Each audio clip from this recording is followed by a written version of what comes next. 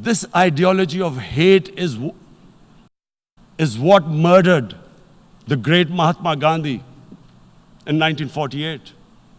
It was this ideology of hate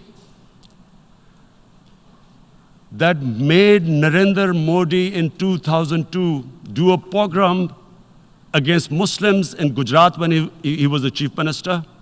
He allowed 3 days for these RSS goons who were inspired by the Hitler brown shirts. They actually wear brown shirts. This RSS, the Congress Home Minister gave a statement that in RSS camps, terrorists are being trained. And these terrorists butchered 2,000 Muslims and 150,000 Muslims were made homeless. Narendra Modi could not travel to the US because of that.